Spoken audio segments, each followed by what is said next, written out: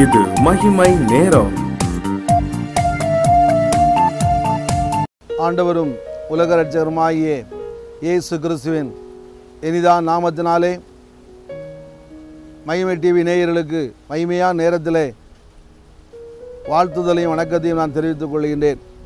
இந்த நாளின் கால நேரத்திலும் சிந்திப்பதற்கு ஆதாரமாக எரேமியா 33ஆம் அதிகாரம்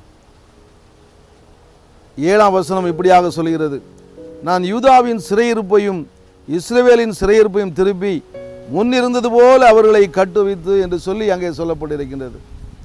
யூதாவின் சிறையிருப்பையும் இஸ்ரவேலின் சிறையிருப்பையும் திருப்பி முன்னிருந்தது போல அவர்களை நான் கட்டுவிப்பேன் என்று சொல்லி அங்கே ஆண்டவராய கர்த்தர் சொல்கின்றார். கடந்த 2 நாட்களில் நாம் மிக தெளிவாக நாம் பார்த்தோம். அவரை நோக்கி கூப்பிட வேண்டும், அவர் எல்லாவற்றிலும் நம்மை விடுதலாக்க வல்லவராக இருக்கிறார் என்று சொல்லி நாம் பார்த்தோம். இந்த நாளிலும் சிறையிருப்பை அவர் திருப்புவேன் என்று சொல்லி அங்கே சொல்லப்பட்டிருக்கின்றது. யோபு சரித்திரத்தை நாம் நன்றாக அறிந்திருக்கின்றோம்.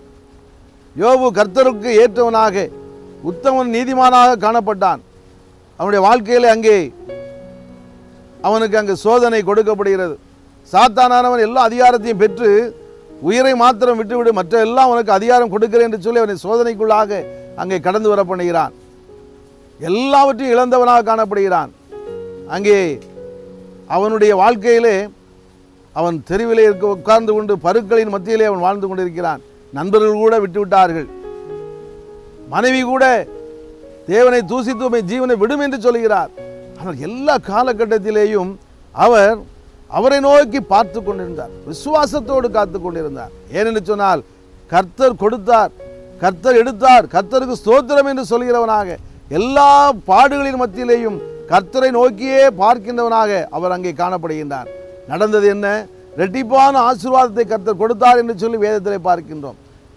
யோபின் வாழ்க்கையிலே பட்ட பாடுகள், ஒருவேளை இதை கேட்டுக்கொண்டிருக்கிறவர்களில் பல பேர் ஒருவேளை நீங்கள் அந்த பாடுகளுக்கு ஊடாக கடந்து வந்து கொண்டிருந்தாலும் என் தேவனாய கர்த்தர் இந்த காலை நேரத்தில் நம்மை பார்த்து சொல்கிறார், உன் சிறையிருப்பை திருப்புவேன்.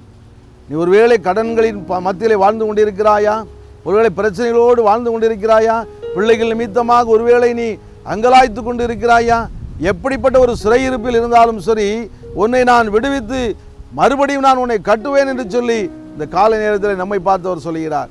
எனக்கு அன்பான தேவனுடைய ஜனமே, யோபு எவ்வளவோ சோதனையான காலகட்டத்தில் எத்தனையோ சோதனைக்குள்ளாக கடந்து வந்தாலும் எல்லா உடைமைகள், பிள்ளைகள் எல்லாம் அழிந்து போன நேரத்திலும் தன்னுடைய சரீரத்தில் எல்லா சுகங்களை இழந்த போதிலும் அவன் கர்த்தரை விட்டு அவன் பின்வாங்காமல், அனைவரும் விட்டுவிடுங்கள் அவனை உதாசீனப்படுத்தின நேரத்திலும், ஒருவேளை ஏளனமாக காணப்பட்ட நேரத்திலும் அவன் கர்த்தரை நோக்கி காத்திருந்ததின்படினாலே அவன் இரட்டிப்பான ஆசீர்வாதத்தை பெற்றுக்கொண்டான் என்று சொல்லி வேதத்திலே பார்க்கின்றோம். ஒருவேளை நீங்களும் நானும் அப்படிப்பட்ட ஒரு சூழ்நிலை காணப்பட்டால் நம்மை பார்த்து இந்த கால நேரத்தில் சொல்கிறார், நீ கலங்காதே மகனே, நீ கலங்காதே மகளே, ஒருவேளை நீ சோதனைக்குள்ளாக காணப்படுகின்றாயா, கலங்காதே, நான் உன் சிறையிருப்பை திருப்புவேன். நீ என்னை நோக்கி கூப்பிடு, என்னிடத்திலே வா, எல்லா விஷயங்களும் என்னிடத்திலே சொல்லு, விசுவாசத்தோடு காத்திரு, எல்லா சிறையிருப்பையும் நான் உனக்கு சிறையிருப்பிலிருந்து உன்னை திருப்பி மறுபடியும் உன்னை கட்டுவிப்பேன் என்று சொல்லி நமக்கு வாக்கு கொடுக்கிற தேவன் நம்மோடு கூட இருந்து கொண்டிருக்கிறார்.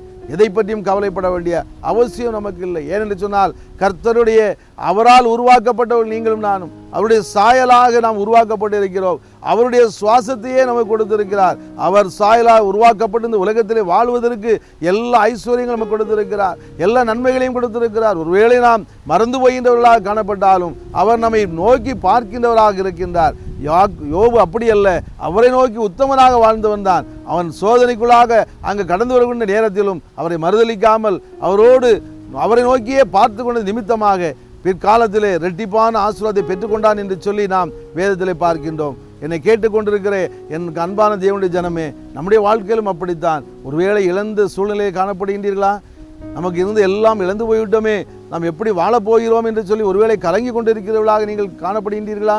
நம்மை பார்த்து தான் கர்த்தர் சொல்கிறார், நான் உன்னை திரும்பவும் கட்டுவிப்பேன், உன்னை கட்டுவேன், நான் உன் சிறையிருப்பை திருப்புவேன் என்று சொல்லி காலை நேரத்தில் நம்மை பார்த்து அவர் சொல்கிறார், நீ என்னை நோக்கி கூப்பிடு, நீ என்னை நோக்கி கூப்பிடு, எனக்காக காத்திரு, என்னுடைய பாதத்தில் அமர்ந்திரு, என்னை விசுவாசித்து உன்னை விடுவிக்க நான் மாத்திரமே முடியும் என்று சொல்லி நீ உறுதியாக காத்திருப்பாய் என்று சொன்னால் உன் சிறையிருப்பை திருப்புவேன் என்று சொல்லி அவர் நமக்கு சொல்கின்றார். மேலும் நாம் பார்த்தோம் என்று சொன்னால் 2 ராஜாக்களின் புஸ்தகம் 8ஆம் அதிகாரம் 3ஆம் வசனத்திலிருந்து 7ஆம் வசனம் வரைக்கும் வாசித்து பார்த்தீங்கன்னு சொன்னால் அங்கே எலிசா தீர்க்கதரிசியின் மூலமாக ஒரு பிள்ளை உயிர்ப்பிக்கப்படுகிறான். அந்த ஸ்திரீ அங்கே இருந்து கொண்டிருக்கிறாள். எலிசா சொல்கிறார், நீ இருக்கக்கூடிய இடத்துல 7 வருடம் அங்கே பஞ்ச காலம் வருகின்றது, ஆகவே நீ புறப்பட்டு போ என்று சொல்லி அவர் கட்டளை கொடுக்கிறார். அவர் பெலிஸ்தியர் வாழக்கூடிய அந்த நாட்டுக்கு அவங்க செல்கிறார். 7 வருட காலம் அங்கே வாழ்ந்து கொண்டிருக்கிறார். திரும்பமாக தன்னுடைய சொந்த நாட்டிற்கு அவர் திரும்பி வருகிறார். நீங்கள் வாசித்து பார்த்தீர்கள் என்று சொன்னால் அங்கே தெளிவாக கொடுக்கப்பட்டிருக்கின்றது. நடந்தது என்ன? திரும்பி வரும்பொழுது கேயாஸ், எலிசாவினுடைய அந்த அவனுடைய ஊழியக்காரனாகிய கேயாஸ் நிலத்தில் அவர் சந்திக்கிறார்.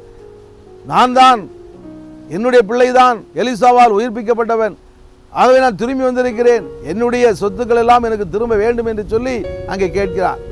ஆக அவள் சொல்கிறாள். கேயாசி அவனை அழைத்துக் கொண்டு ராஜாவினிடத்தில் போகிறார். பெலிஸ்தர் ராஜா இருந்து கொண்டிருக்கிறார். அவனிடத்தில் சொல்லப்பட்டிருக்கிறது. அவன் அதை எல்லாம் கவனமாக கேட்கிறான்.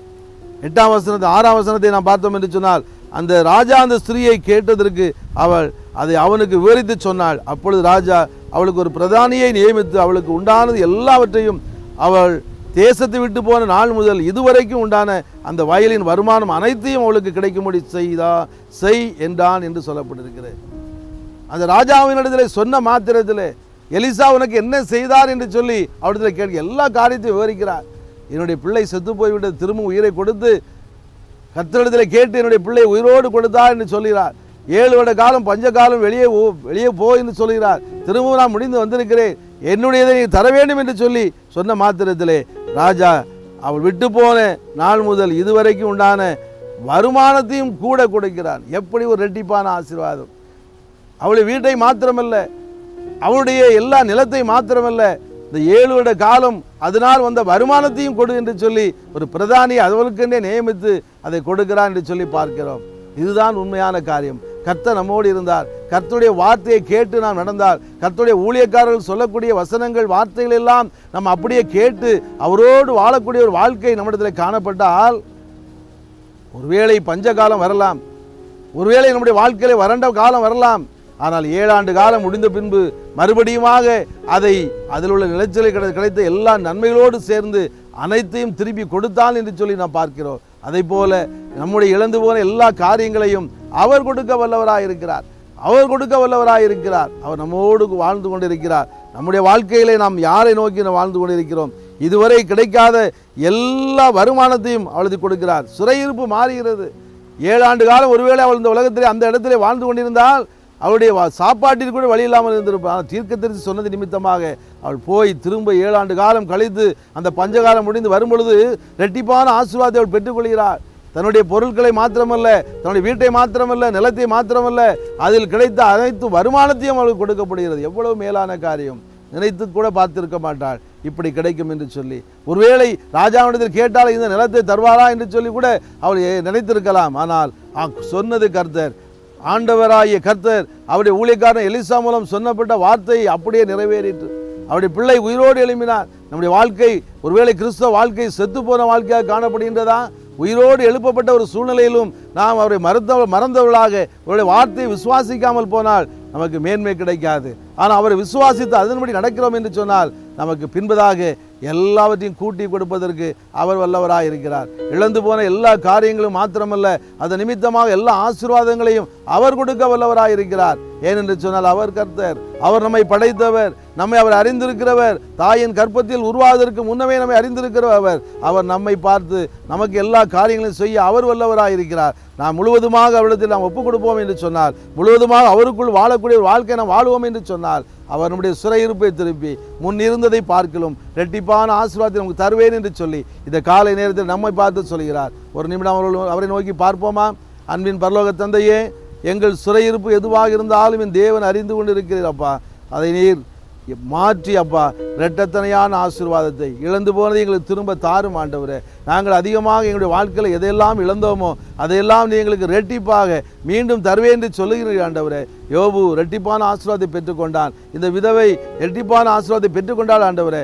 அதே போல எங்களுடைய வாழ்க்கையிலும் நீ தர வேண்டுமா உங்களை கெஞ்சி மன்றாடுகிறோம் அப்பா. நீ அப்படியே செய்ய போகிற தயவுக்காக நன்றி செலுத்துகிறோம். துதிகன மகிமையெல்லாம் உமக்கே ஏற்றுக்கொள்ளும். இரட்சகர் மீட்பருமாகிய இயேசு என்ப நாமத்தில் ஜெபங்களும் நல்ல பிதாவே.